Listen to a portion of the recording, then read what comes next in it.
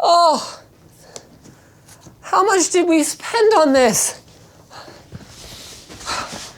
Being 100% honest with you guys, I actually don't know. James, how much did we spend on this thing? Like 6 grand. 6 grand?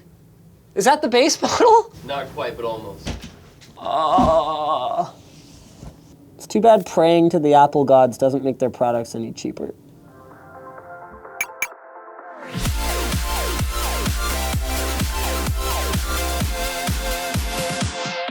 Okay, so Apple is finally demonstrating in a way with like a real actual product that you can really actually buy that they give a shit about the enthusiast, prosumer / professional, all those categories, because for a while there, you could make a pretty strong argument for them just giving exactly 0 Fs about any of those groups of end users.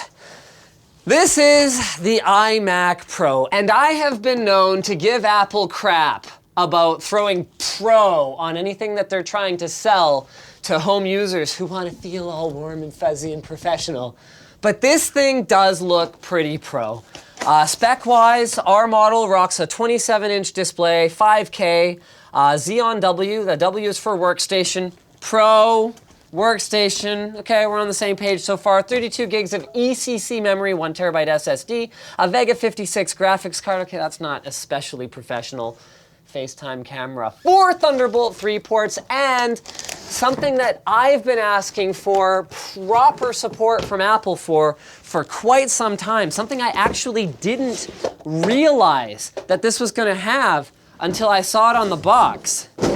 Oh, I'm sorry, Brendan. Wow, this is a lot of packaging. Gotta give Apple credit. They want stuff to get to you in one piece. Oh. Did I say what the thing was that I had? 10 gigabit networking, because for years, Apple has been on the, no, we don't need 10 gigabit LAN because we have Thunderbolt train. But the reality is that Thunderbolt is a point-to-point connection, which is great for end user or prosumer.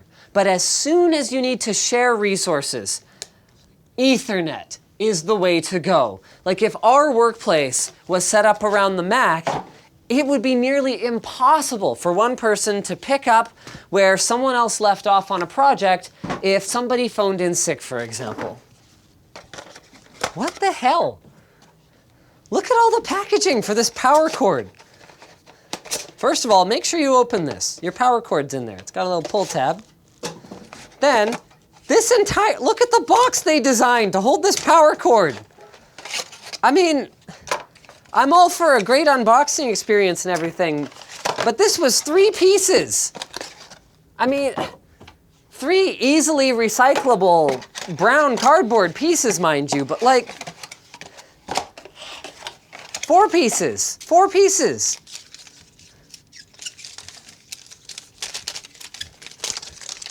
World's most amazing power cord. Oh wait, no, it's just a normal power cord that sits flush with the back of your computer. Well, we won't be needing these gaming peripherals. Although, Vega 56 graphics card, I mean, you could game on this thing. Do some cryptocurrency mining. Well, this is professional. Look at that, a number pad. So there are some improvements even to the peripherals that, from my personal experience, are legendarily non-ergonomic. The keyboard's okay, but I'm still not a fan of this mouse design. Got your gesture nonsense on the top, you got your left, you got your right click. Yeah, okay. I always get this feeling when I'm opening up Apple products that, like, because I don't worship them as a company, I'm like somehow undeserving of an experience right now that someone else somewhere on Earth would just be so excited for. They're doing a lot right here, but I'm still not necessarily sold on $6,000 for this particular spec, regardless of whether it's Canadian rupees or US dollars. Wow, it's really light. And they actually managed to, I mean, at least to the naked eye, I don't have the old previous iMac for comparison because I sold it.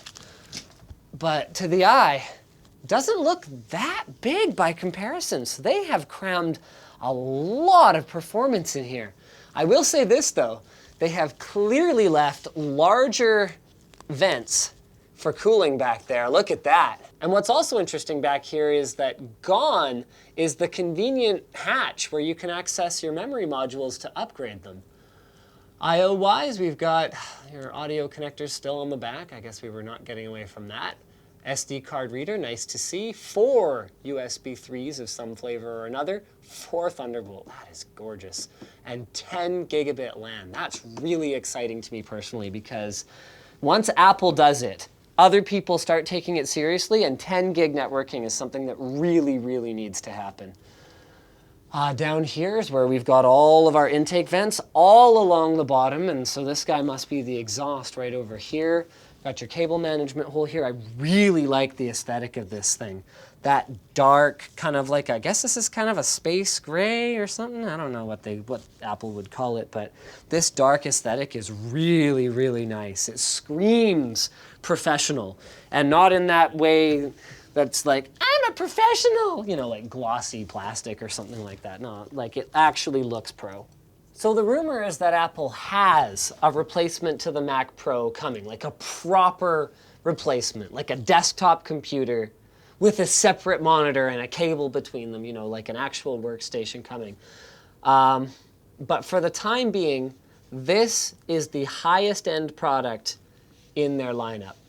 And as much as that like kind of sucks, because I'm really not a huge fan of the fact that this gorgeous monitor that I paid for and this powerful computer that I also paid for are just married together forever. This was something I complained about with the previous 5K iMac. The fact that you can't just use it as a monitor with like a future Apple desktop. But with that said, it's not a terrible looking machine. Spent a lot of time this holidays on my knees. Like, not like playing card games with my kids and stuff. Shut up, Brent. And once again, I am going through the usual frickin' thing that I go through with a Mac, where I don't know how to do anything. SMB : / no, we don't use backslashes on the Mac, we use forward slashes. All right, so let's find the test folder. I want to test out that 10 gigabit networking. Fortunately, I have a 10 gigabit switch right here, ready to freaking rock, because I am ready for the 10 gigabit revolution here. As usual, the screen is gorgeous. Can never fault Apple for the display. You can fault them for not remembering what bloody button to press to make the, oh, look at it go. Yeah, it's more brightness than any man needs. Here, what is this? 12 gigs, 12 gig file. Here we go, here we go. You guys ready for the 12 gig file? To the RAID 0 SSD boot drive. Look at that go. Oh, it's beautiful. It's not actually that fast. It's pretty fast. Yeah, no, that's pretty fast. So we're doing like 300 megabytes a second? For Apple people, that's really fast. Oh, QuickTime. I can't double click to make it full screen. Wow, I guess I better go find a hotkey. I don't know what it is.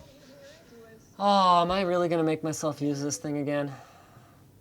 For all my software frustrations though, I mean, if you're to run Windows on it, this is the sexiest Windows all-in-one, that's for sure. So let me know, guys. This is just an unboxing, but we're gonna have a review coming at least. I want to take a look at the upgrade experience as well. It's got a Vega 56 in it, so I'd love to look at the gaming experience too, but let us know in the comments on this video what you guys want to hear from us about the Mac. Maybe another really interesting piece would be building out a top-of-the-line iMac Pro. So we've actually got some spare chips that we could upgrade it with. We could get this pretty close to full spec. And then how it would compare price-wise to a top-of-the-line PC workstation, something like this. This thing can take up to 2 Xeon processors, so I want to hear from you guys. after I tell you about TunnelBear.